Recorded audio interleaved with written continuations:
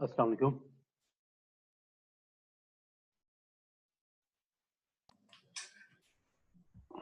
वालेकुम सलाम। वालेकुम सलाम। अच्छा, मुझे बताएं, हमने लास्ट आई थिंक हमारी लास्ट क्लास वेडनेसडे को हुई थी। जी वेडनेसडे को हुई थी। अच्छा, और हमने उसमें क्या पढ़ा था? जी आसिम साहब, हमने उसमें NMCLI और NMTUI देख लिया था। किस तरीके से हम IP एड्रेस देते हैं रेड हैट लिनक्स। जी जी जी जी, आदिल साहब आपकी आवाज़, आई थिंक आप अकेले ही थे उस क्लास में। जी जी, याद आ गया। चालू करना, टूटी भी नहीं है, ज़्यादा चू करना।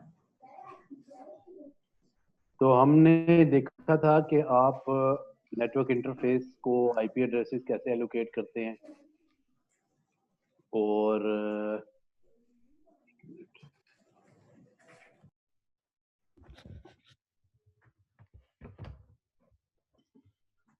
यार माजरत, मुझे अपना लैपटॉप रिस्टार्ट करना पड़ेगा। मेरी एक हार्ड डिस्क आई थिंक, बल्कि नो प्रॉब्लम, चल जाएगा काम। आई थिंक वर्चुअल मशीन मेरी सी ड्राइव में पड़ी हुई है।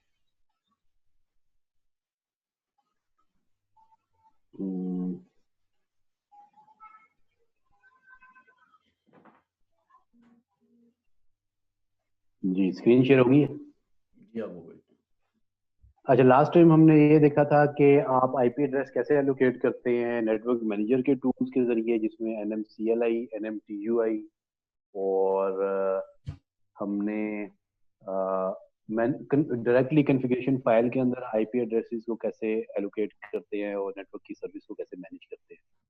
और आई थिंक हमने डिफॉल्ट राउट पढ़ा था और स्टैटिक राउट नहीं पढ़ा हमने। जी या स्टैटिक राउट पढ़ ली। हम लोगों ने जो डायरेक्ट जो कॉन्फ़िगरेशन फाइल्स के अंदर जो चेंजेस करते हैं वो हमने नहीं देखे थे कि और अच्छा, वो नहीं देखे थे। वो ठीक नहीं। है ठीक है, वो नहीं देखे। ठीक है, तो अभी हम स्टार्ट करते हैं कि अगर आपके पास एक नेटवर्क इंटरफेस है और नेटवर्क मैनेजर की सर्विस नहीं चल रही, तो आप डायरेक्टली उसको कैसे कॉन्फ़िगर करें।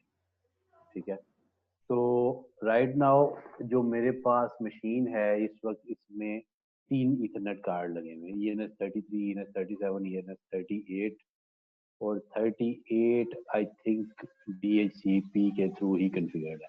और नेटवर्क मैनेजर देखते हैं, NMCLI कनेक्शन शो, तो तीनों नेटवर्क मैनेजर के थ्रू कॉन्फ़िगर्ड हैं। तो मैं ऐसा करता हूँ, तीनों को डिलीट कर देता हूँ ताकि इसकी बैक एंड से कॉन्फ़िगरेशन फाइल्स डिलीट हो जाए।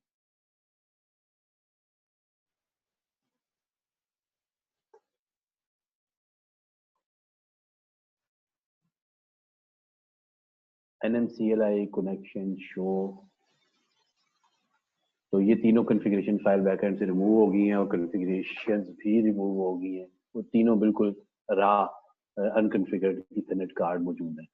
और फॉर द सेफ साइड मैं नेटवर्क मैनेजर की सर्विस को भी स्टॉप कर देता हूँ ताकि ये दोबारा से ऑटो कॉन्फ़िगर ना हो। अब इसको करें तो ये नेटवर्क मैनेजर अगर नहीं चल रहा तो आप NMCLI को यूज नहीं कर सकते।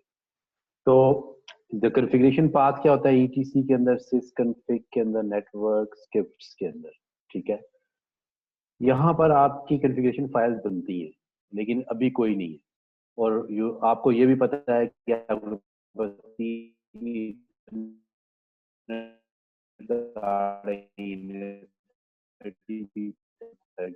करना है। तो कॉन्फ़िगरेशन फाइल बाय डिफ़ॉल्ट, इस लूपबैक की कॉन्फ़िगरेशन फाइल को यूज करते हुए आप नए इथरनेट कार्ड की कॉन्फ़िगरेशन फाइल्स बना सकते हैं। ठीक है, तो हम ऐसा करते हैं कि इस लूप बैक फाइल को कॉपी कर लेते हैं। अच्छा, ये इतना नेम जितना है IFCFG हाइफन, ये मैंडेटरी है। उसके बाद आप कोई भी मीनिंगफुल नेम दे सकते हैं। तो बेस्ट वे यही है मीनिंगफुल नेम देने का, जो इथरनेट इंटरफेस का नाम OS ने डिटेक्ट किया है उसी नाम से फाइल बना ली। तो ENS33 के लिए ये मैं फाइल बनाता हूँ, इसी तरह ENS37 के लिए भी फाइल बना लेता हूँ, और ENS38 के लिए।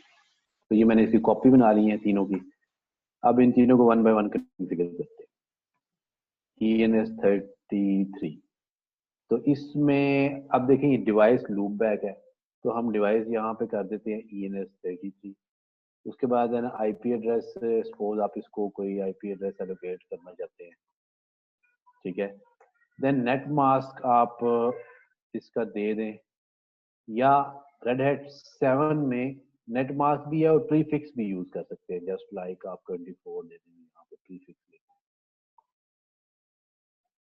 और नेटवर्क आईडी ये जरूरी नहीं है, ये सिस्टम खुद ही ग्रैब कर लेता है। और ये कमेंट सेंड कर देते हैं। और ब्रॉडकास्ट आईडी ये भी जरूरी नहीं है, ये सिस्टम खुद ही ग्रैब कर लेता है। और अगर आप गेटवे देना चाहते हैं तो गेटवे 10.1 है। इसी तरह डीएनएस देना चाहते हैं तो कोई भी, सपोज आपका गेटवे ही आपका डीएनएस है। और ऑन बूट यस मैंडेटरी है, नेम मैंडेटरी नहीं है, मैं इसको निकाल रहा हूँ। मैं एक ऐसी फाइल कॉन्फ़िगर कर रहा हूँ जो बिल्कुल मैं मिनिमम जो उसको कॉन्फ़िगरेशन रिक्वायर्ड होती है। तो अच्छा, इसके बीच में एक बड़ी अहम चीज मिसिंग है, on boot boot proto. Boot proto is equal to none, none mean के स्टैटिक आईपी एलोकेट होगा, या यहाँ पर आप स्टैटिक भी लिख सकते हैं। एक मिनट होल्ड कीजिएगा।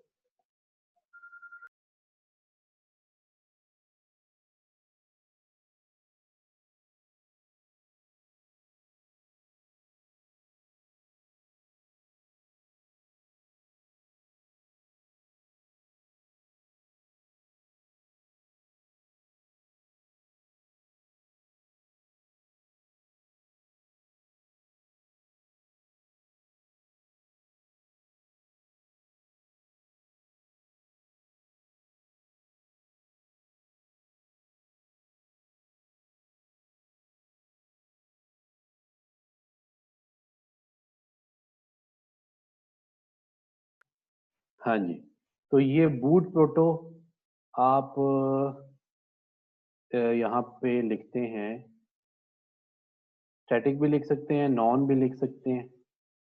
तो मैं यहाँ पे नॉन ही लिख देता हूँ, मीन के स्टैटिक है मेथड। तो ये आईपी एड्रेस इसको एलोकेट हो जाएगा, ठीक है। अब आप सर्विस अगर रीस्टार्ट करें नेटवर्क की, जब कॉन्फ़िगरेशन फाइल में डायरेक्ट आप काम करते हैं तो फिर नेटवर्क की सर्विस को आपको रीस्टार्ट करना पड़ता है। ये आई थिंक ये एरर देगा क्योंकि बाकी जो 2 और फाइलें हैं वो अनकॉन्फ़िगर्ड हैं, तो हमें उनको भी साथ ही कॉन्फ़िगर कर देना चाहिए। देख लेते हैं। तो ये देखें, एक ईथरनेट कार्ड आपका कॉन्फ़िगर हो गया, आईपी एड्रेस इसको एलोकेट हो गया। आईपी की राउट की कमांड से आप इसका डिफॉल्ट गेटवे देख सकते हैं, और डीएनएस देखने के लिए resolve.conf की फाइल में आप नेम सर्वर देख सकते हैं। और अब हम दूसरे इथरनेट कार्ड को कॉन्फ़िगर करते हैं। दूसरे को सपोज हम डीएचसीपी करना चाहते हैं, तो ENS37, ठीक है, इसकी डिवाइस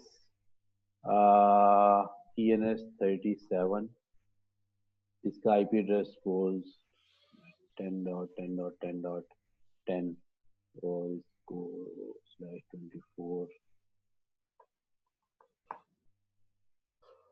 और नेटवर्क आईडी नहीं देना। अच्छा, ये गेटवे मैं इसको नहीं दूंगा, आपको पता है एक सिस्टम में एक से ज्यादा डिफॉल्ट गेटवे नहीं दे सकते। तो डीएनएस चाहे आप दें, नो इशू।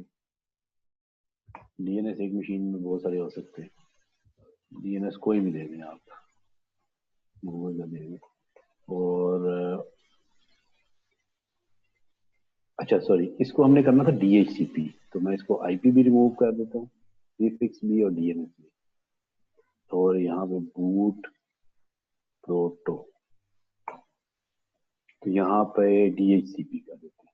तो ये 3 मिनिमम कॉन्फ़िगरेशन फाइल, इस मिनिमम कॉन्फ़िगरेशन फाइल में ये 3 पैरामीटर होते हैं कि डिवाइस का नेम, ऑन बूट और बूट प्रोटोकॉल, ठीक है।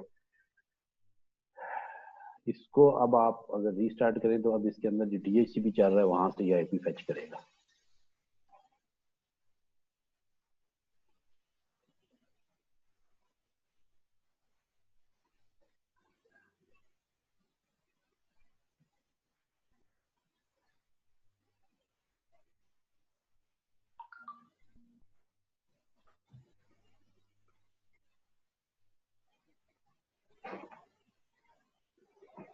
तो ये देखें इसने DHCP से IP फैच किया है, और ये थर्ड इथरनेट है, इसको भी जिस तरह मर्जी आप कॉन्फ़िगर करना चाहें कॉन्फ़िगर कर सकते हैं।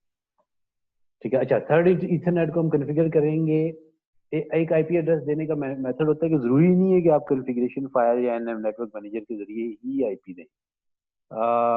आप टेम्परेरी IP भी समटाइम किसी इथरनेट कार्ड को देना पड़ जाता है। समटाइम आपने कोई नेटवर्क कनेक्टिविटी टेस्ट करनी होती है और टेम्परेरी IP जस्ट आप दें और उसको कनेक्टिविटी टेस्ट करने के लिए। तो टेम्परेरी IP देने के लिए जो कमांड यूज होती है वो IP की ही यूज होती है। और कमांड क्या है? IP address add. ठीक है, सपोज आप IP ऐड करना चाहते हैं,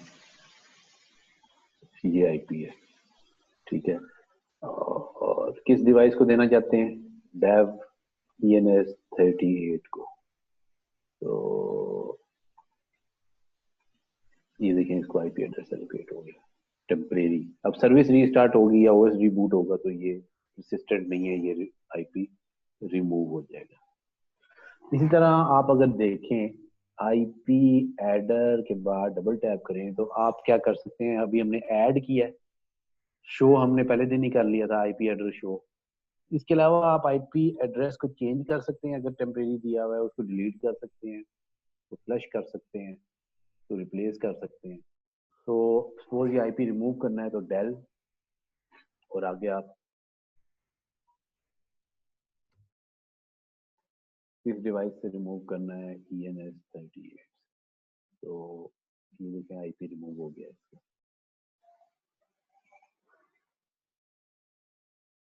ठीक है, इसी तरह चेंज भी आप यूज कर सकते हैं। तो यहाँ तक हमने देखा कि आप किस तरीके से सिंपल कॉन्फ़िगरेशन फाइल के थ्रू और मेमोरी में IP एड्रेस एलोकेट करते हैं। अब हम देखते हैं कि सिंपल एक स्टैटिक राउट आप कैसे ऐड करते हैं। आपके नेटवर्क में अगर बहुत सारे नेटवर्क्स आपके इन्वायरमेंट में चल रहे हैं और बहुत सारे राउटर्स हैं, तो यकीनन अगर बहुत सारे नेटवर्क चल रहे हैं तो राउटर्स भी होंगे, क्योंकि राउटर्स का काम होता है बहुत सारे डिफरेंट नेटवर्क्स को आपस में इंटर कम्युनिकेट करवाना। तो अब आपकी मशीन का जो डिफॉल्ट गेटवे है IP राउट, तो ये क्या करेगा कि जितनी अननोन ट्रैफिक है इस डिफॉल्ट गेटवे इंटरफेस पर राउट करने की कोशिश करेगा। ठीक है, लेकिन अगर आपके इन्वायरमेंट में एक से ज्यादा राउटर है, यानी कि एक राउटर तो गेटवे का काम कर रहा है लेकिन बाकी राउटर गेटवे का काम नहीं कर रहे, उन राउटर के पीछे स्पेसिफिक नेटवर्क है, तो वो कैसे काम करेगा? उसमें स्टैटिक राउट आप कैसे डालेंगे? तो उसका तरीका ये है, सपोज एक राउटर है जिसका IP है 192.168.10.20 और उसके पीछे एक नेटवर्क चल रहा है, कोई खास नेटवर्क चल रहा है, तो उस तक पहुंचने के लिए आप राउट क्या ऐड करेंगे? IP route add. और सपोज राउटर के पीछे जो नेटवर्क चल रहा है वो समथिंग लाइक 156.56.48.0/24, ये पूरा सबनेट उसके बैक एंड पे चल रहा है। तो राउट आप ऐड करेंगे इस तरीके से। तो वो राउटर का वो इंटरफेस जो आपके नेटवर्क से अटैच है वो ये वाला इंटरफेस है, और दूसरा इंटरफेस जो डिफरेंट नेटवर्क से अटैच है वो ये। तो इस तरीके से आपने स्टैटिक राउट एक ऐड किया है, जो कि ये पूरा स्टैटिक राउट, और ये भी बता रहा है कि ये किस इंटरफेस। अभी देखिए 3 इंटरफेस हैं, इसने ENS33 को क्यों सिलेक्ट किया है इस नेटवर्क तक पहुंचने के लिए? उसकी वजह ये है कि जो जो राउटर का सबनेट है वो इस इंटरफेस से ही रीचेबल हो सकता है, क्योंकि ये सबनेट तो 10.20 तक आपको नहीं लेके जा सकता। ठीक है, इसी तरह एक और नेटवर्क है तो आप एक और राउट भी ऐड कर सकते हैं। तो ये एक स्टैटिक राउट ऐड करने का मेथड है। अब ये मैंने ऐड किया टेम्परेरी राउट, अगर नेटवर्क की सर्विस रीस्टार्ट हो जाए या OS रीबूट हो जाए तो आपका ये IP रिमूव हो जाएगा, स्टैटिक राउट रिमूव हो जाएगा। तो इसको परमानेंट करने का क्या तरीका है? परमानेंट करने के लिए आपको इसी पाथ पर कॉन्फ़िगरेशन फाइल बनानी पड़ती है एक। तो वो कॉन्फ़िगरेशन फाइल पहले मैं NMTUI से बना के दिखाता हूँ आपको। स्टार्ट करते हैं नेटवर्क मैनेजर की सर्विस को, ठीक है, ताकि NMTUI ये चल जाए। अब एडिटर कनेक्शन करते हैं, तो ये मैंने अभी देखिए ये असल में ना नेटवर्क मैनेजर ने खुद कॉन्फ़िगर करने की कोशिश की है, तो एक दफ़ा मैंने इनको सारे कनेक्शन डिलीट करके NMTUI से दोबारा बना लेता हूँ।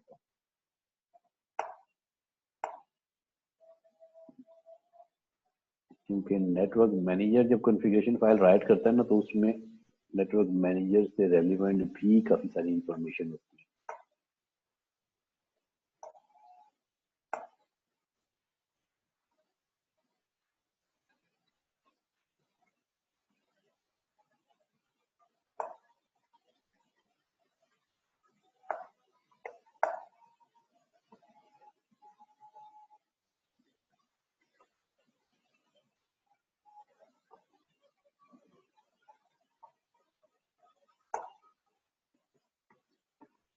ये गेटवे दे दिया, DNS दे दिया, और ये routing no custom route add, तो यहाँ पे एडिट करके यहाँ पे आप कस्टम राउट ऐड कर सकते हैं। ये देखें ऐड का बटन आ रहा है, तो अब ये डेस्टिनेशन कहाँ जाना चाहते हैं, सपोज कोई नेटवर्क है जिसका मैंने 105.186.56, ठीक है, लाइक ये कोई पूरा सबनेट है, और इसका नेक्स्ट हॉप क्या है, वो उस इंटरफेस जिस तरह मैंने अभी वहां पे ऐड किया था, लाइक ये है, ठीक है। इसी तरह एक और राउट ऐड करना चाहते हैं आप, सपोज लाइक कोई 10.10.20.0/24 का सबनेट है, और ये है एक और राउटर 30 के बैक पे, ठीक है। तो ये दो मैंने स्टैटिक राउट ऐड किए, तो देखिए 2 कस्टम राउट्स। और अब इसको अगर आप सेव करें,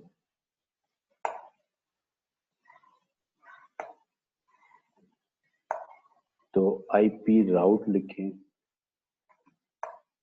तो ये देखें एक ये राउट ऐड हो गया, ठीक है, और एक ये राउट ऐड हो गया अभी जो मैंने इसके थ्रू ऐड किया है। और दूसरा देखें जो टेम्परेरी राउट मैंने ऐड किया था वो रिमूव हो गया क्योंकि वो मेमोरी के अंदर था, तो कॉन्फ़िगरेशन रीलोड होने की वजह से। अब एक्चुअली ये हुआ क्या है कि यहाँ पर एक फाइल बनी है राउट के नाम से, राउट हाइफन जिस इथरनेट से ट्रैफिक बाहर निकलेगी उसका नेम यूज किया जाता है। तो ये इस इथरनेट, इसके अंदर जो इथरनेट इंटरफेस डिफाइन किया है उससे क्या ट्रैफिक निकलेगी इधर डिफाइन की हुई है राउट की फाइल के अंदर। तो राउट LAN 1 के अंदर देखें तो देखें ये दो राउट ऐड हुए हैं, एड्रेस 0 एड्रेस, नेटवर्क 0 गेटवे 0, ये नेट एड्रेस है, ये नेट मास्क है, ये गेटवे है। इस तरह ये एड्रेस 1 नेट मास्क 1 गेटवे। इस तरह आप अपना कोई एक और राउट ऐड करना चाहते हैं तो आप कॉपी कर लें,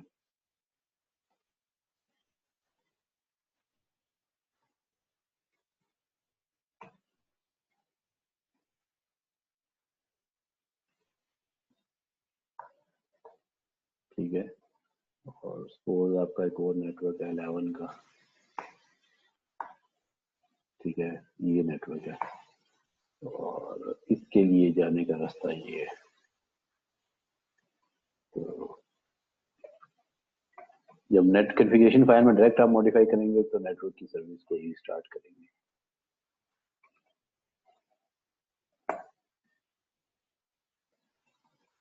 ठीक है, और अब देखें IP राउट, तो ये देखें नया राउट ऐड हो गया है, 3 राउट सिस्टम में। तो इस चीज में आपको कंफ्यूजन, ये परसिस्टेंट राउट ऐड करने का मैकेनिज्म है। यहाँ तक कोई कंफ्यूजन नहीं जी, यहाँ तक कोई नहीं। ठीक है। अब हम देखते हैं कि आप मशीन का होस्ट नेम कैसे चेंज करते हैं। तो होस्ट नेम चेंज करने के लिए जो कमांड है वो है host name control set host name, और होस्ट नेम सपोज मैं इसका देना चाहता हूँ सर्वर, लाइक ये मेरा वेब सर्वर है, वेब सर्वर डॉट आगे डोमेन दे दें example.com। ये हमारा एक इस मशीन का होस्ट नेम सेट हो गया।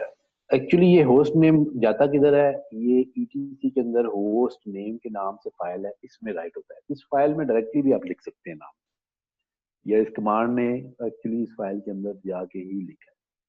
अभी आप अगर होस्ट नेम की कमांड दें तो आपको ये मशीन का होस्ट नेम पता चलेगा, लेकिन अभी तक ये इस टर्मिनल में रिफ्लेक्ट नहीं हुआ। तो आपको एक दफा टर्मिनल नया टर्मिनल ओपन करना पड़ेगा दोबारा। तो इसमें नेम भी चेंज हो गया। सही है। इसी तरह सम टाइम आपके पास डीएनएस सर्वर नहीं होता, तो आपने लोकली ही नेम टू आईपी रिजॉल्व करने होते हैं। तो उसके लिए एक फाइल है ईटीसी होस्ट की फाइल है।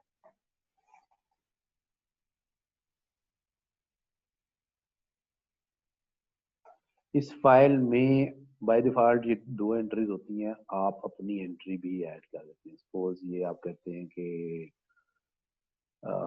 10.10 मैंने इसका आईपी दिया है, इसका नेम क्या है जी, web server dot example dot com. ये फुली क्वालिफाइड डोमेन है, फिर टैप करके लुक सिंगल नेम भी आप ऐड कर रहे हैं, ये दोनों नेम इस आईपी के साथ काम करेंगे। इसी तरह आप मल्टीपल एंट्रीज इसमें ऐड कर सकते हैं, ताकि आपका डीएनएस नहीं है तो आप नेम टू आईपी की रेजोल्यूशन कर सकें। अब अगर आप पिंग करते हैं वेब सर्वर को, देखिए पिंग हो रहा है, और web server dot example dot com, तो ये भी पिंग हो रहा है।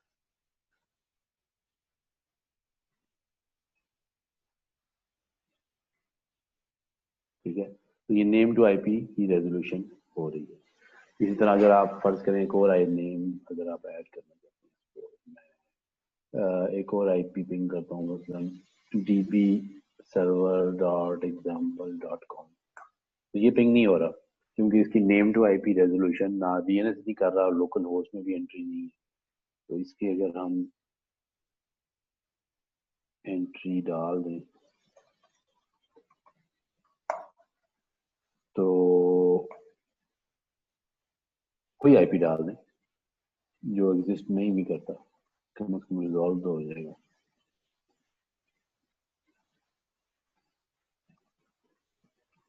ठीक है, तो अब आप इसको पिंग करें तो ये देखें इसने नेम टू आईपी रिजॉल्व कर लिया, लेकिन ये कह रहा है रीचेबल। तो ये हमारा चैप्टर यहाँ पे नेटवर्क का पोर्शन कंप्लीट हो गया। इस नेटवर्क के पोर्शन में और कोई चीज नहीं है। आसिम साहब एक क्यूरी थी। जी बताएं। ये हम लोग जो हमने कॉन्फ़िगरेशन फाइल पे भी काम किया है, इस कॉन्फ़िगरेशन फाइल के अंदर on board is equal to yes आपने किया था। जी, तो ये on board is equal to yes को हम कमांड लाइन से दे सकते हैं? जब आप NMCLI के जरिए कॉन्फ़िगर करते हैं ना, जी ठीक है, मैनुअल करते हैं या आप करते हैं, यानी कि मैनुअल का मेथड करते हैं या ऑटो का करते हैं, तो by default on board yes he होता है, ये लाजमी। ओके ठीक है, कमांड लाइन के जरिए इसको डिसेबल मैं मुझे कंफर्म नहीं है किस तरह किया जा सकता है, क्योंकि इसका मकसद ये होता है कि जब नेटवर्क की सर्विस स्टार्ट हो तो ये कॉन्फ़िगरेशन फाइल इफेक्ट में ना आए। ओके ठीक है, तो कमांड लाइन के जरिए मैंने कभी किया नहीं इसको, नो। शायद अगर आप IPv4 डॉट मेथड नो कर दें, लेकिन नहीं, वो नहीं, उसके थ्रू भी नहीं होता ये। हाँ ओके ठीक है, ये मैनुअली करना पड़ेगा। ओके जी।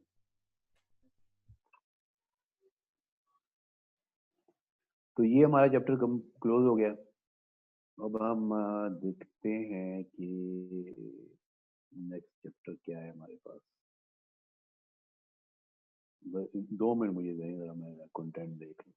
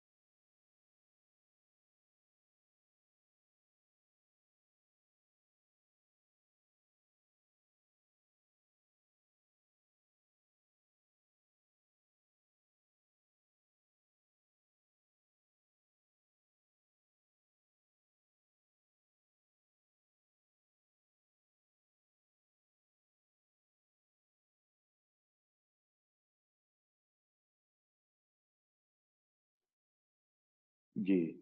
अच्छा, अभी हम स्टार्ट करते हैं चैप्टर स्टोरेज को आप कैसे मैनेज करते हैं लिनक्स के ऊपर। ठीक है, तो ब्लॉक स्टोरेज डिवाइसेस का क्या कॉन्सेप्ट है, कैसे अटैच होती हैं सिस्टम के साथ, पार्टीशनिंग कैसे होती है, फाइल सिस्टम वगैरह कैसे राइट होता है। तो अगर आप डिटेक्ट करना चाहते हैं कि आपकी मशीन पे कितनी हार्ड ड्राइव अटैच है, उनकी क्या पार्टीशन है, टोटल ब्लॉक स्टोरेज डिवाइसेस जितनी भी टाइप की हैं जो अटैच हैं, तो LSBLK की कमांड आपको ये बताती है कि ये SDA ये आपकी हार्ड ड्राइव है। S stand for SCSI, D stand for disk, A mean first. ठीक है, ये 20 GB की टोटल हार्ड ड्राइव है। इसके अंदर दो पार्टीशन हुई हुई है, एक 1 GB की, एक 19 GB की। और ये आगे LVM बना हुआ है, ये हम आगे पढ़ेंगे अभी। और इस तरह एक ये CD ROM है, S for SCSI, R for ROM, zero mean first. और ये रोम है, और ये बता भी रहा है कि ये डिस्क है, और ये पार्टीशन है, और ये रोम है, और ये LVM है। इस तरीके से आप देख सकते हैं।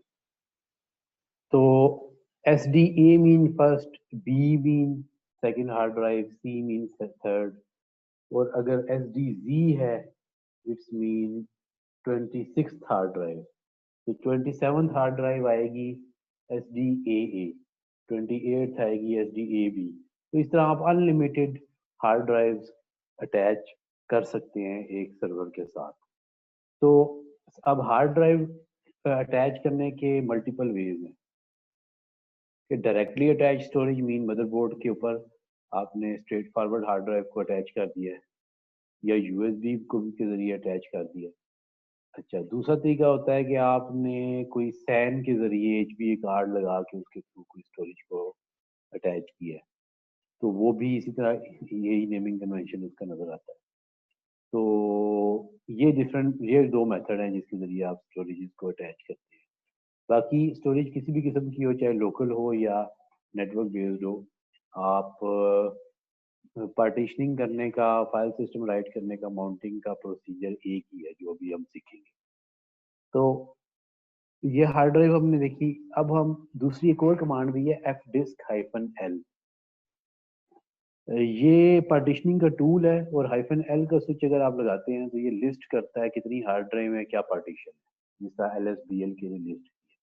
लेकिन जरा थोड़ी सी डिटेल्ड इंफॉर्मेशन देता है। ये बता रहा है कि ये एक हार्ड ड्राइव है डेव के अंदर SDA, और इस पे इतना इसका साइज है, इतने इसके बाइट्स बनते हैं, these are the sectors, each sector size is 512 bytes, और ये दो पार्टीशन इसके अंदर हैं।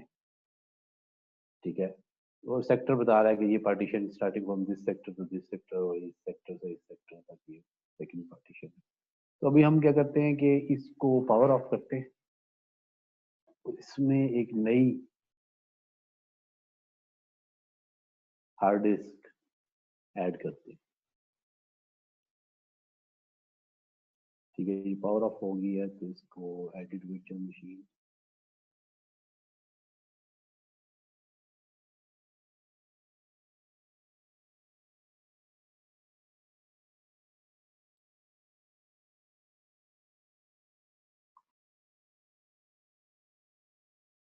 और 100 GB की मैं एक हार्ड ड्राइव ऐड कर देता हूँ।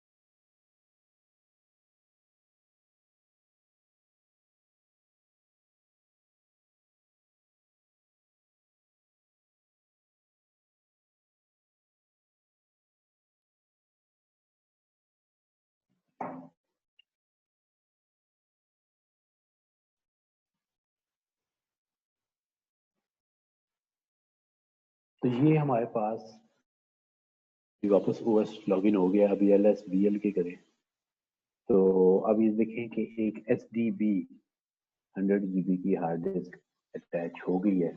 और अगर आप LSBL की F डिस्क -L करें तो ये देखिए SDB हार्ड डिस्क डिटेक्ट हो गई है। इसके अंदर कोई पार्टीशन नहीं है नजर आ रही, इसलिए कि अभी इसके ऊपर कोई पार्टीशनिंग का मैकेनिज्म यूज ही नहीं हुआ। 100 GB की हार्ड डिस्क है और इसमें टोटल नंबर ऑफ सेक्टर्स कितने हैं और टोटल नंबर ऑफ बाइट्स इतने बनते हैं, एक सेक्टर का साइज इतना है। तो ये सेक्टर्स का कॉन्सेप्ट मैं आपको एक डायग्राम बना के दिखाता हूँ, उससे आपको क्लियर हो जाएगा।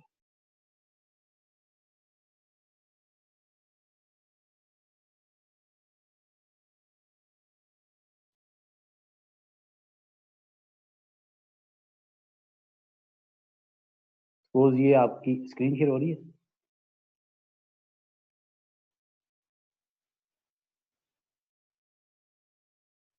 जी स्क्रीन शेयर हो रही है आपको?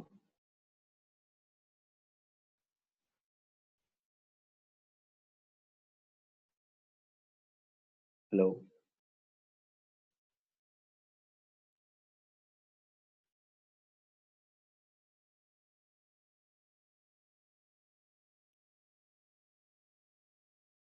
हेलो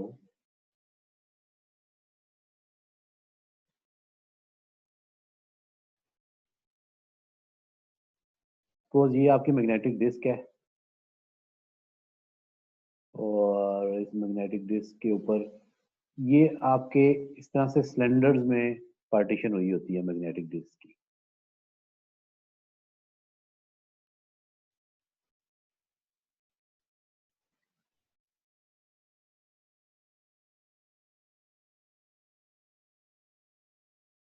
ये आपके सिलेंडर्स हैं और ये इनको इस तरह सेक्टर वाइज डिवाइड किया होता है।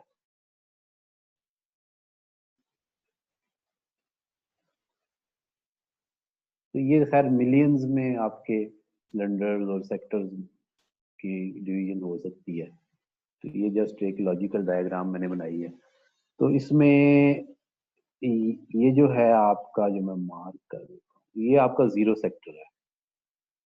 हर सेक्टर का साइज 512 बाइट है, जिस तरह हमने देखा है आपकी एफ डिस्क -L में। तो ये जितने भी सेक्टर हैं इनका साइज 512 बाइट है। तो ये जो फर्स्ट 0 सेक्टर है, इस सेक्टर में आपकी दो इंफॉर्मेशन सेव होती है। एक तो पार्टीशनिंग से रिलेटेड सारी इंफॉर्मेशन सेव होती है और एक आपके बूट लोडर से रिलेटेड इंफॉर्मेशन यहाँ सेव होती है। जो पार्टीशनिंग के लिए आपके 64 बाइट्स इस 0 सेक्टर के रिजर्व हैं और बाकी स्पेस 512 बाइट्स में से माइनस कर दे 64 बाइट्स, तो जो बचती है वो बूट लोडर से रिलेटेड इंफॉर्मेशन सेव होती है। उसके बाद जो सेक्टर नंबर आपका sector number 1 sector number 1 to 2047, sector number 1 to 2047 आपके यूज नहीं होते। जो आपकी पार्टीशनिंग सपोज ये येलो जो मैंने 2047 तक है, आपकी जो पार्टीशनिंग है वो स्टार्ट होती है फ्रॉम सेक्टर नंबर 2048। फर्ज करें ये आपकी फर्स्ट पार्टीशन है और ये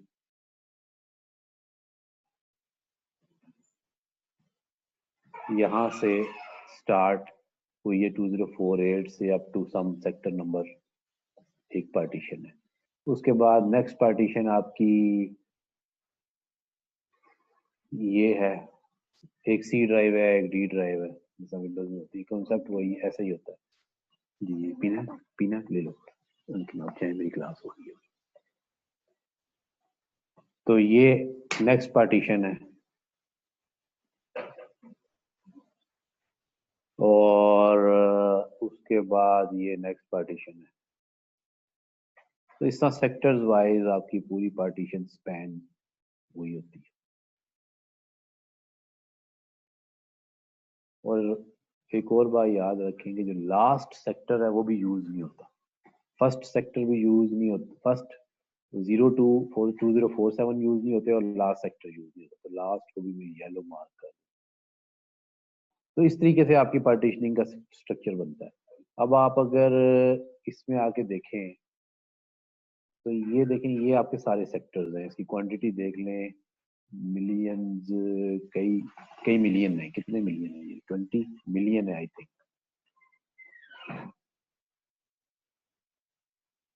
ठीक है, और ये सारे इसके बाइट्स हैं। अब हमने इसके ऊपर पार्टीशनिंग अप्लाई करनी है।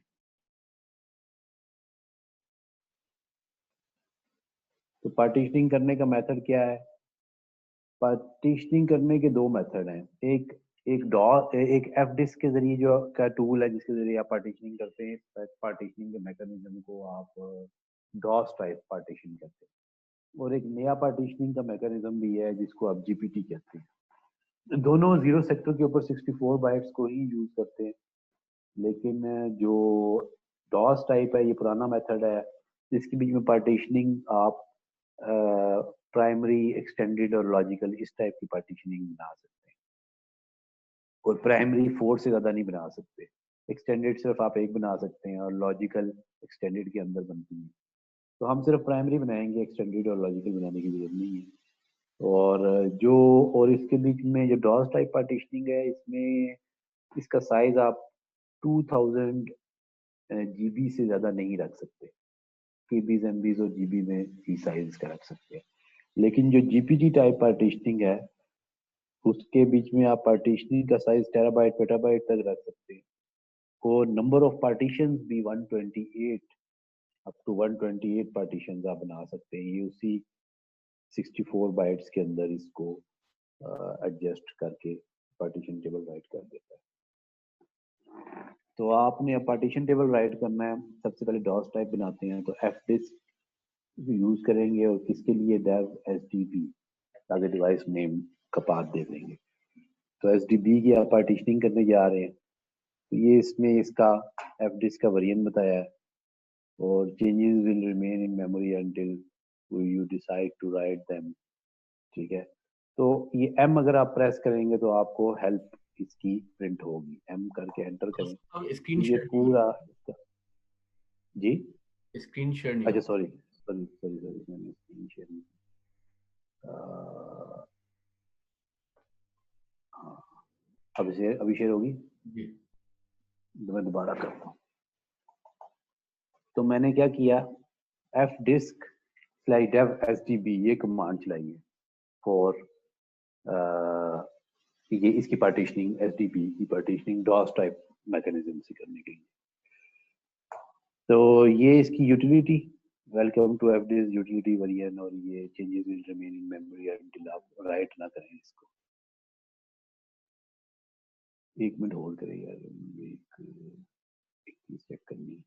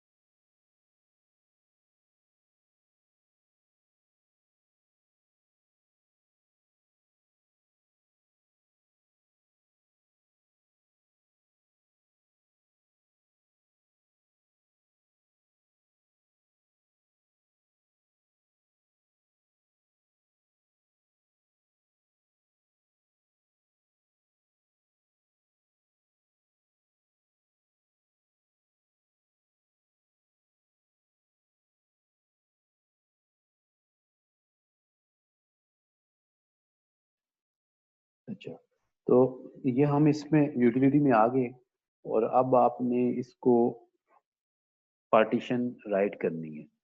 तो पार्टीशन राइट करने के लिए आप अब देखेंगे ये M फॉर हेल्प है, M प्रेस करेंगे तो ये पूरी इसकी हेल्प आ गई है। अब नई पार्टीशन बनानी है तो N प्रेस कर सकते हैं। एग्जिस्टिंग पार्टीशन प्रिंट करनी है P कर दें, पार्टीशन डिलीट करनी है D कर देंगे, और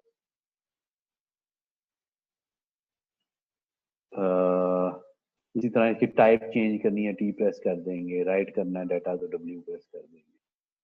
तो अब नई पार्टीशन राइट करनी है तो N प्रेस करते हैं।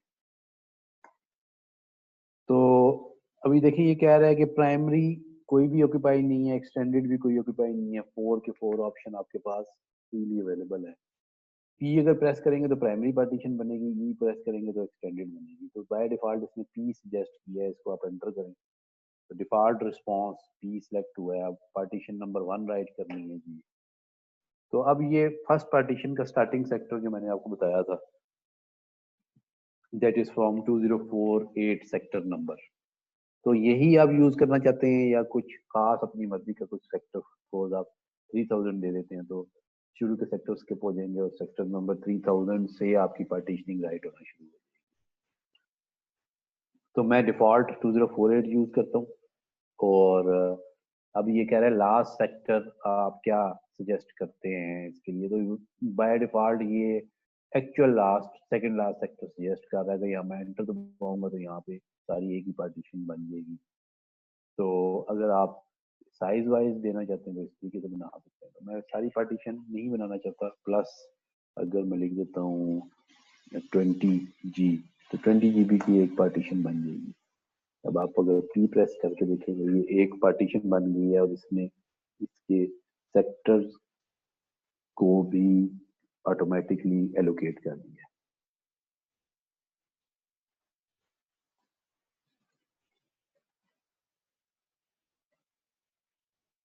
इसी तरह एक और पार्टीशन बनाते हैं,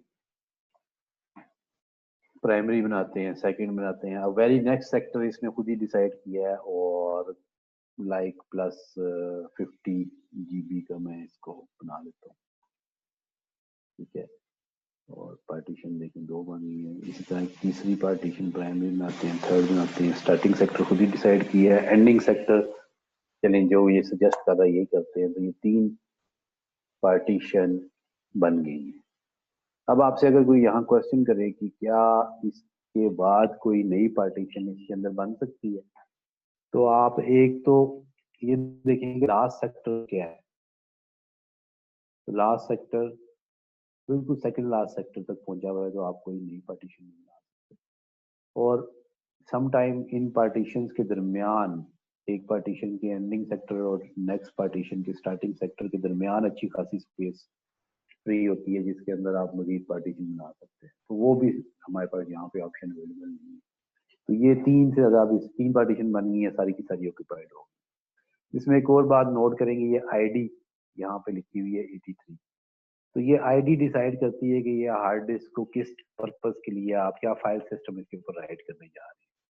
तो बाय डिफॉल्ट 83 होता है। 83 का मतलब क्या है कि अगर आप T प्रेस करें तो आप इसकी आईडी चेंज कर सकते हैं। तो ये अब कह रहा है कि किस पार्टीशन की आपने आईडी चेंज करनी है, फोर्थ पार्टीशन नंबर 3 की चेंज करनी है। तो ये कैपिटल L अगर यहाँ पे मैं टाइप करूंगा तो ये जितने भी आईडीज हैं वो सारी लिस्ट कर देगा। अब देखें अगर आपने NTFS राइट करना है, ये देखें NTFS राइट करना है तो टाइप आईडी इसकी 87 होनी चाहिए। फैट 12 राइट करना है तो 1 होगी।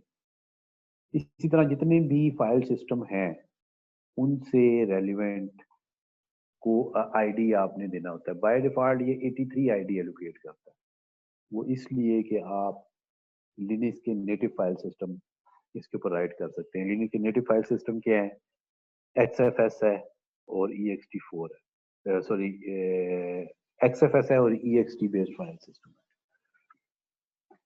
इसी तरह अगर आप इसके ऊपर स्वैप फाइल सिस्टम राइट करना चाहते हैं तो आप इसका आईडी 82 कर देंगे।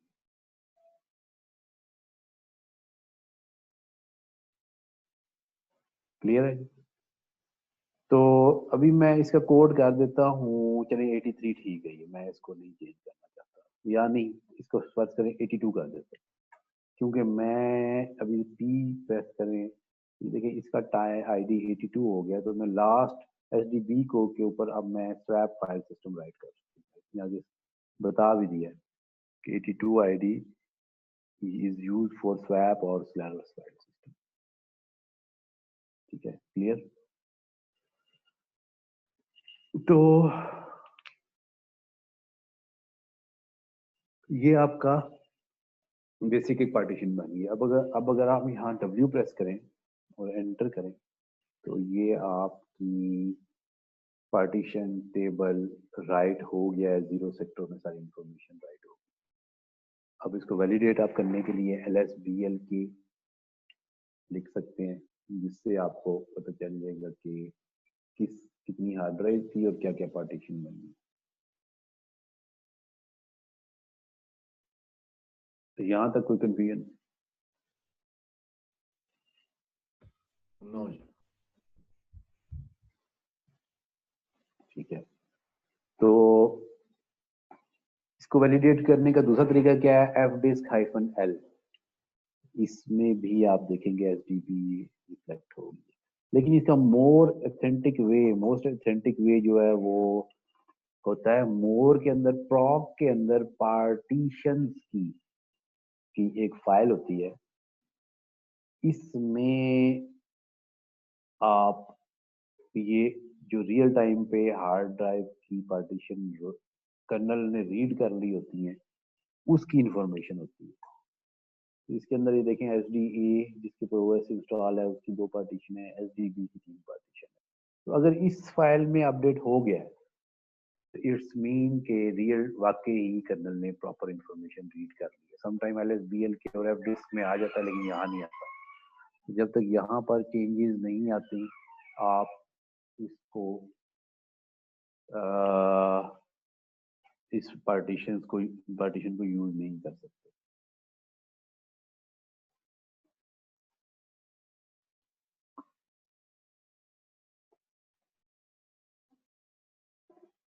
ठीक है, तो अब नेक्स्ट फेज क्या है कि ये आपकी पार्टीशन है। अच्छा, अगर यहाँ पे रिफ्लेक्ट ना हो तो क्या हाल है, या तो आप OS को रीस्टार्ट कर दे, या एक और कमांड होती है पार्ट प्रॉप के नाम से,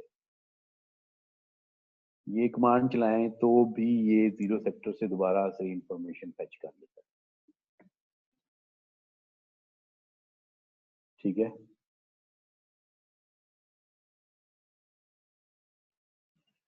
तो फिर आप दोबारा वैलिडेट कर सकते हैं यहाँ से। अच्छा, अब हम इसके ऊपर राइट करेंगे फाइल सिस्टम।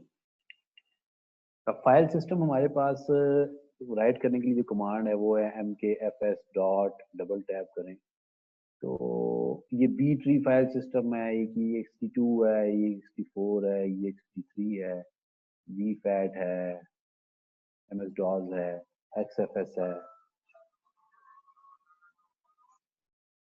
अस्सलाम वालेकुम।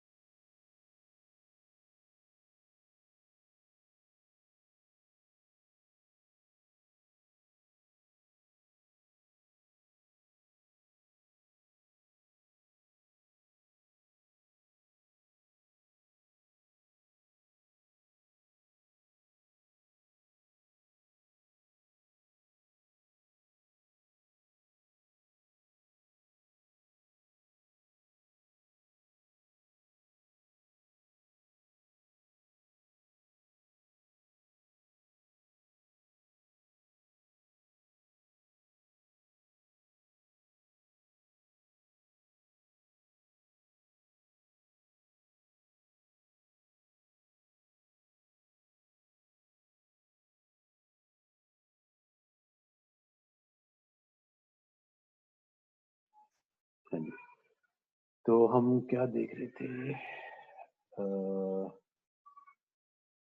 जी, ये फाइल सिस्टम देख रहे थे। तो अब ये XFS फाइल सिस्टम, ये Red Hat 7 का डिफॉल्ट फाइल सिस्टम है। Red Hat 8 में भी ये डिफॉल्ट फाइल सिस्टम है।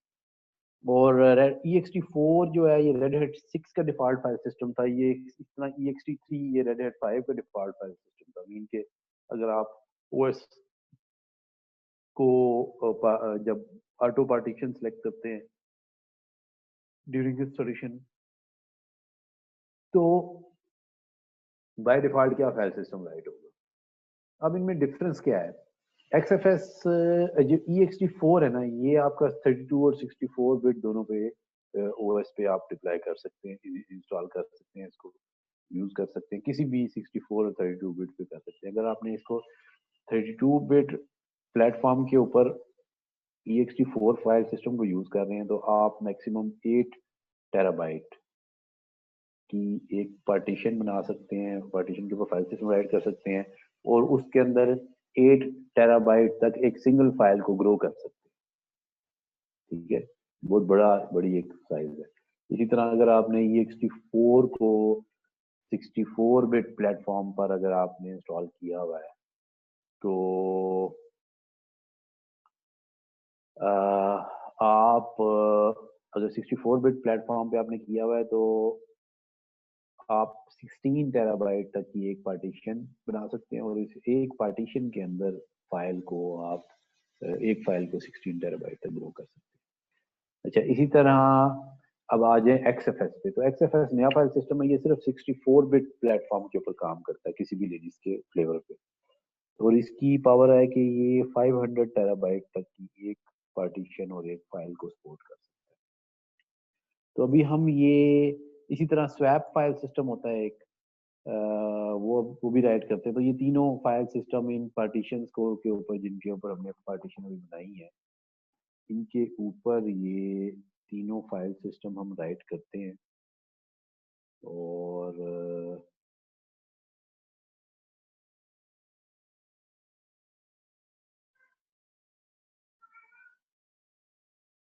और फिर इसको माउंट करते हैं।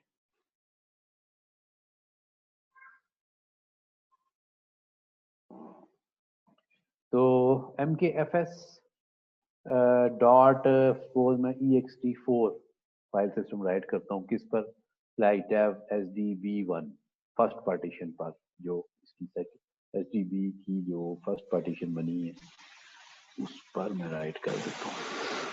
ठीक है। अच्छा, इसी तरह फाइल सिस्टम को बड़े एहतियात से राइट करना होता है। किसी ऐसी फाइल पार्टीशन पर आप फाइल सिस्टम राइट कर दें जिसमें पहले से डाटा है, तो वो डाटा ज़ाया हो सकता है आपका। तो इसी तरह SDB2 जो है, इस पे मैं XFS राइट कर देता हूँ।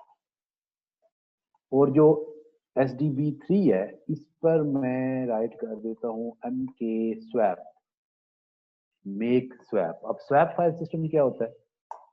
अब अच्छा, SDB3 को आपको याद होगा कि मैंने क्या किया था, 82 लेकिन टाइप की थी। तो अब स्वैप क्या चीज होती है?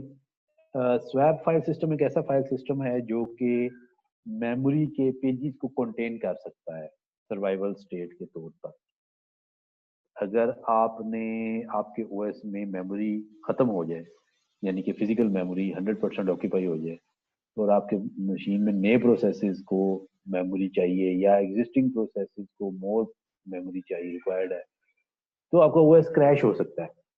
तो उस OS को क्रैश होने से बचाने के लिए स्वैप मेमोरी का कॉन्सेप्ट है कि हार्ड डिस्क के ऊपर आप स्वैप फाइल सिस्टम राइट करके पार्टीशन बना देते हैं।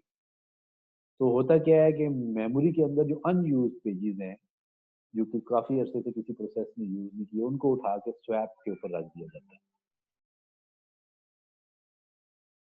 ठीक है, स्वैप फाइल सिस्टम के ऊपर रख दिया जाता है, और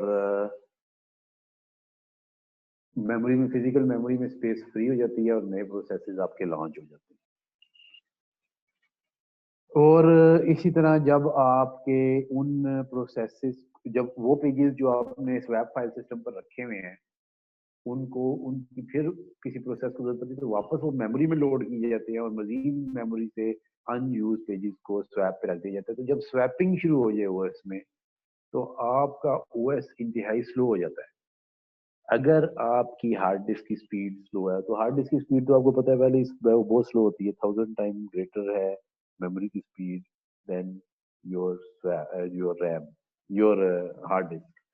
तो स्वैप को रिकमेंड किया जाता है कि एसएसडी के ऊपर बनाया जाए, ताकि परफॉर्मेंस इतनी ज्यादा डिग्रेड ना हो जितनी मैग्नेटिक डिस्क के होने की वजह से डिग्रेड हो जाती है। तो ये स्वैप फाइल सिस्टम का कॉन्सेप्ट था। तो अभी हम ये E64 ये राइट की, ये फाइल सिस्टम जो राइट की हैं, इनको माउंट करते हैं और इसको देखते हैं कि ओएस में कैसे आप इसको फिर वैलिडेट कर सकते हैं। तो अभी आपके पास LSBL की कमांड हो या एफ डिस्क की कमांड हो, ये आपको ये नहीं बताती कि किस पार्टीशन पर क्या फाइल सिस्टम राइट हुआ है, या वीरार डिस्क का ये फाइल सिस्टम राइट हो चुका है। तो इसको देखने के लिए जो कमांड होती है दैट इज VLKI। इस कमांड में लिखा हुआ होता है कि किस डिवाइस पर क्या फाइल सिस्टम है। ये टाइप ext4 है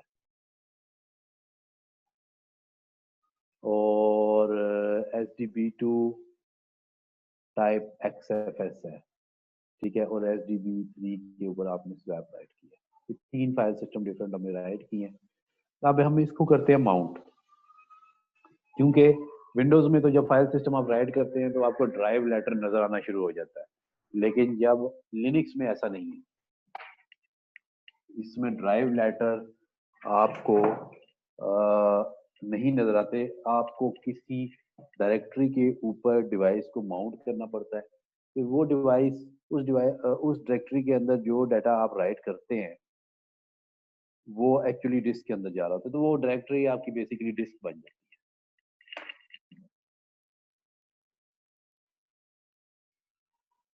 तो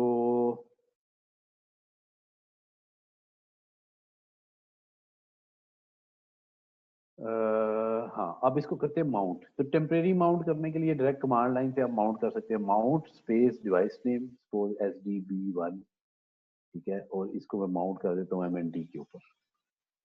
तो ये डिस्क ये इस डायरेक्टरी पर माउंट होगी। तो इसको देखने के लिए कि कौन सी डिस्क कौन सी डायरेक्टरी पे माउंट है, df-h की कमांड आपको ये बताती है कि कौन सी डिस्क किस, जैसे ये एक पार्टीशन डिस्क है, ये रूट है, इसी तरह बूट है, ये वाली पार्टीशन है, इसी तरह ये अभी आपने भी माउंट की डिस्क SDB को MNT माउंट किया। अब MNT में का साइज देखें 20 GB है। तो जितना भी MNT के अंदर आप डाटा राइट करेंगे वो आपका इस डिस्क के अंदर जाएगा, ठीक है। इसको अनमाउंट करना है तो आप U माउंट की कमांड यूज कर सकते हैं। अच्छा, DFH के मैं कुछ और भी आपको बता दूं, DFH कैपिटल T अगर आप यूज करेंगे तो आपको ये फाइल सिस्टम का भी कॉलम लिस्ट करेगा कि किस डिवाइस के ऊपर क्या फाइल सिस्टम राइट हुआ, ठीक है।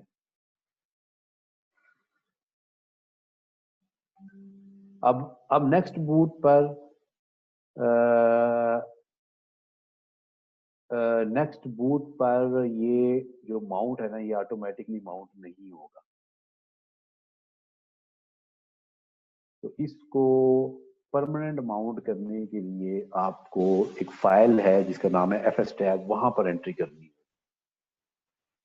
तो इसको परमानेंट माउंट करने के लिए हम करते हैं एक फाइल। अच्छा, इसको अनमाउंट करने का पहले मेथड देख लेते हैं। ये टेम्परेरी माउंट है, नेक्स्ट बूट के ऊपर ये माउंट नहीं होगा। तो इसको अनमाउंट करने के लिए या तो यार dev SDB1 लिख दें, इस तरीके से भी अनमाउंट किया जा सकता है, या MNT इस तरह, या जो माउंटेड डायरेक्टरी है उसका नाम लिख दें, डिवाइस लिख दें। दोनों सूरत में आप अनमाउंट कर सकते हैं। अब देखिए अनमाउंट हो गया और ये अनमाउंट हो गया है। अब आपने इसको परमानेंट माउंट करना है। तो परमानेंट माउंट करने के लिए आप यूज करते हैं VIM ETC fstab की फाइल है, फाइल सिस्टम fstab। तो इस फाइल को आप ओपन करें तो इसमें एंट्री होती है डिवाइस नेम और फाइल सिस्टम के नेम, ठीक है। तो अब इसमें मैं एक नई लाइन ऐड करता हूँ। तो सबसे पहले आप डिवाइस नेम लिखते हैं, आप यहाँ dev/sdb1 इस तरह भी लिख सकते हैं, लेकिन ये मेथड रिकमेंडेड नहीं है। आपने यूज करना है UUID, जो कि हमने BLKID से नोट किया था। ये देखिए SDB1 का UUID क्या है। ये UUID यूज करने की रीजन ये है कि सम टाइम मल्टीपल जब हार्ड ड्राइव अटैच होती हैं आपकी मशीन के ऊपर, तो नेक्स्ट बूट पर हार्ड ड्राइव अपनी नेम चेंज कर लेती है, जैसे SDB-C बन जाएगी, CB बन जाएगी, लेकिन UUID कभी चेंज नहीं होता। तो इसलिए हमेशा UUID से ही उसको माउंट किया जाता है। अच्छा, UUID उसके बाद टैब करके आप बताते हैं कि कहाँ माउंट करना है। सपोज मैं कहता हूँ कि एक डायरेक्टरी बनाओ बनाओ part1 के नाम पे, इसमें ये माउंट हो जाए। फिर टैब करके इसका फाइल सिस्टम, इसका फाइल सिस्टम है ext4।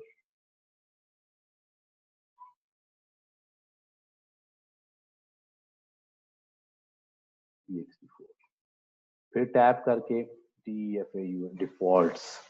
डिफॉल्ट्स मीन कि ये किस परमिशन के साथ राइट हो, रीड राइट परमिशन के साथ हो। Default mean read write. अगर रीड ओनली करनी है तो उसका भी कोई एक आपका डिफरेंट उसका सिंटैक्स होता है, जो कि आप यहाँ लिख सकते हैं। और तीसरा मकसद डिफॉल्ट्स का ये है कि ये this is a local disk, this is not a network drive. अगर ये नेटवर्क ड्राइव है तो आप डिफॉल्ट की जगह _net dev लिखेंगे, तो कि ये नेटवर्क ड्राइव है। तो खैर वो हम ये आगे एडवांस टॉपिक जब हमारे RAC की हैं उसमें हम ये देखेंगे कि नेट डेव का क्या मकसद होता है। तो डिफॉल्ट्स देन टैब करें तो 0 इसका क्या मतलब है जीरो का, कि नेक्स्ट अगर OS आपका अनसेफ रीस्टार्ट हो जाए सर्वर, तो नेक्स्ट बूट पर ये फाइल सिस्टम चेक नहीं करेगा। अगर यहाँ 1 कर दें तो अनसेफ रीस्टार्ट होने की सूरत में ये फाइल सिस्टम की हेल्थ को चेक करेगा, जिस तरह विंडोज में होता है कि लास्ट टाइम आपका OS प्रॉपर शटडाउन नहीं हुआ था तो वो आपको फाइल सिस्टम चेक चल पड़ता है। तो यहाँ पर कंट्रोल है कि आप इस डिस्क के ऊपर फाइल सिस्टम चेक को चलाना चाहते हैं। इसी तरह आप बाकी, इसको मैं YY करके PT कॉपी पेस्ट कर रहा हूँ। तो दूसरा जो हमारी है UUID, वो क्या है, SDB है, इसका UUID है, ये XFS है।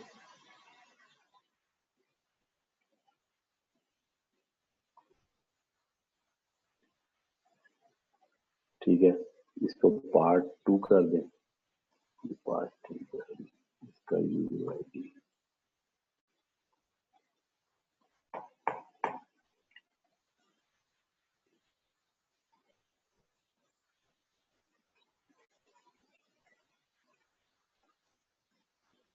ext4 है, यहाँ पे XFS कर दें। और ये क्या है, ये स्वैप है। अच्छा, स्वैप का कोई माउंट पॉइंट इस तरह नहीं डिस्क के ऊपर नहीं होता, यहाँ पे आप स्वैप ही लिखते हैं। और आगे डिफॉल्ट्स बिल्कुल ठीक है। तो ये इस डायरेक्टरी में माउंट हो जाएगा, ये इसमें, और ये स्वैप के बीच में ऐड हो जाएगा। तो इसको मैं सेव कर रहा हूँ। तो अभी देखें ये माउंट पॉइंट अभी तक माउंट नहीं हुए हुए। तो FS टैब के अंदर जो एंट्रीज होती हैं उनको माउंट करने के लिए जो कमांड होती है वो, यानी कि जो ऐसी एंट्रीज हैं जो माउंटेड स्टेट में नहीं है, तो उसको आप mount-a की कमांड से माउंट करते हैं। अब इसने माउंट करने की कोशिश की है तो कहते हैं ये दो पार्टीशन डायरेक्टरी एग्जिस्ट नहीं करती। तो mkdir/part1 part2, ये दो मैंने पार्टीशन नहीं है, हम इसको माउंट TFH करें तो ये देखें माउंट हो गई, B1 और B2 दोनों अपनी रेलिवेंट लोकेशन पे, ये साइज भी आ गया। अब व्हाट अबाउट द स्वैप? तो फ्री -m की कमांड आपको बताती है M फॉर मेगाबाइट, G लगाएंगे गीगाबाइट, K मीन किलोबाइट। तो मेगाबाइट में आपको फिजिकल मेमोरी बता रही है कि 4 GB की फिजिकल मेमोरी है, इतनी ऑक्यूपाइड है, इतनी फ्री है।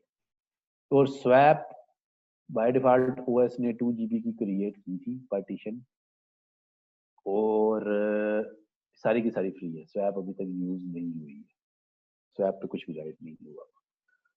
तो आपने स्वैप के ऊपर डाटा, अब देखना है कि स्वैप के लिए कौन कौन सी डिस्क है जो स्वैप के तौर पे एक्टिव है। तो DFH तो आपको ये नहीं बताता कि स्वैप पे कौन कौन सी डिस्क एक्टिव है, वो तो नॉर्मल फाइल जो EXT बेस्ड या XFS फाइल सिस्टम दिखाता है।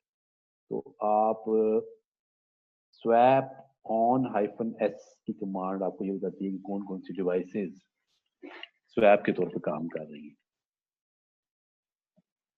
तो at the time of installation ये एक पार्टीशन बनी थी जो कि स्वैप के तौर पे काम कर रही है, जिसका ये साइज है। तो आपने FS टैब के अंदर जो स्वैप की एंट्री की है उसको ऑन करना है, तो आप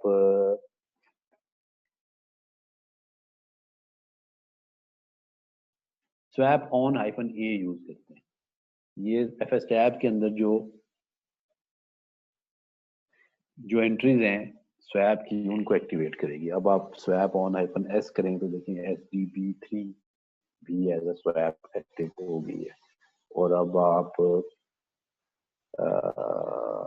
फ्री -m करें तो स्वैप का साइज देखें 32 GB तक पहुंच गया, क्योंकि ये 2 पार्टीशन अब आपकी हैं। तो आई थिंक ये 30 GB की थी, ये 2 GB की 32 GB है। ठीक है, यहाँ तक कोई कंफ्यूजन?